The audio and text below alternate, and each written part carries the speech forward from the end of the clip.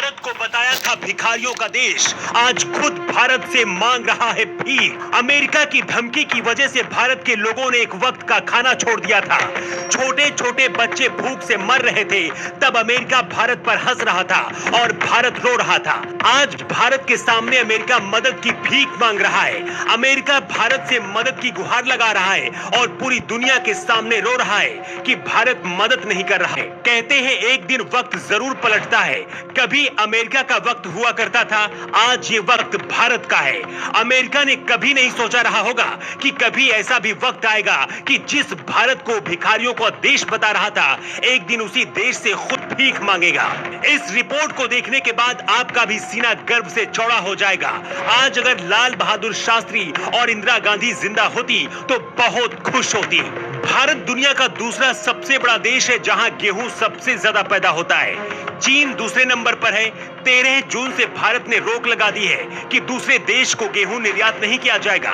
रूस यूक्रेन युद्ध होने की वजह से पहले से ही पश्चिमी देशों से गेहूं का निर्यात नहीं हो पा रहा है। ऐसे में अब अमेरिका तड़फड़ाने लगा है, क्योंकि अगर भारत अमेरिका को गेहूं नहीं देता है तो यहाँ भुखमरी जैसी हालात पैदा हो सकते हैं। भारत के इस फैसले को अमेरिका गलत बता रहा है और दुनिया के सामने रो रहा है। भारत ने गेहूं देने से क्यों मना किया है, आपको बताएंगे, लेकिन उससे पहले वो किस्सा सुनाते हैं जब अमेरिका ने भारत को भिखारियों का देश बताया था और भारत का खूब मजाक उड़ाया था।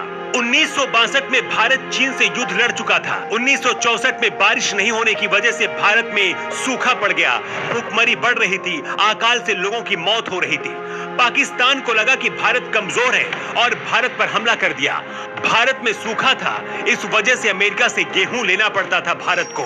युद्ध के दौरान अमेरिका पाकिस्तान के साथ ही खड़ा था। पाकिस्तान जब युद्ध हारने लगा तो अमेरिका के राष्ट्रपति लिंडन जॉनसन ने भारत को धमकी देते हुए कहा कि अगर भारत युद्ध नहीं रोकेगा तो हम गेहूं देना बंद कर देंगे। ये बात तब के प्रधानमंत्री लाल बहादुर शास्त्री को बहुत बुरी लगी थी और ठान लिया था कि मर जाएंगे लेकिन भारत और भारत के लोग किसी के सामने झुकेंगे नहीं।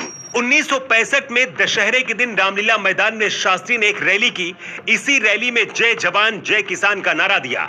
इस रैली में शास्त्री ने भारत के लोगों से अपील की थी कि हम हफ्ते में एक दिन का खाना छोड़ देंगे लेकिन अमेरिका के आगे झुकेंगे नहीं। जय जवान जय किसान के नारे की पूरे देश में सुनामी आ गई थी और भारत पाकिस्तान से युद्ध भी जीता और अमेरिका के सामने झुका भी नहीं। ये है भारत की ताकत। लेकिन लाल बहादुर शास्त्री की मौत के बाद जब इंदिरा गांधी अमेरिका गईं, तब अलबामा अखबार की हेडलाइन थी, भारत की प्रधानमंत्री खाद्यान्नों की भीख मांगने के लिए आ गई हैं। अमेरिका के कृषि विभाग ने भी एक रिपोर्ट में भारत का मजाक उड़ाते हुए लिखा था, हिंदुस्तान भिखारियों और निराश्रितों का मुल्क है।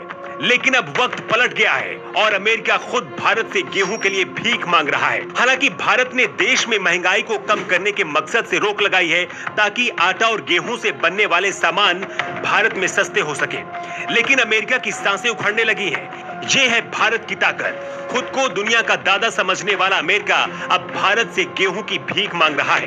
क्या भारत को अमेरिका को गेहूं देना चाहिए या फिर नहीं? आप अपना जवाब कमेंट बॉक्स पर देकर बता सकते हैं।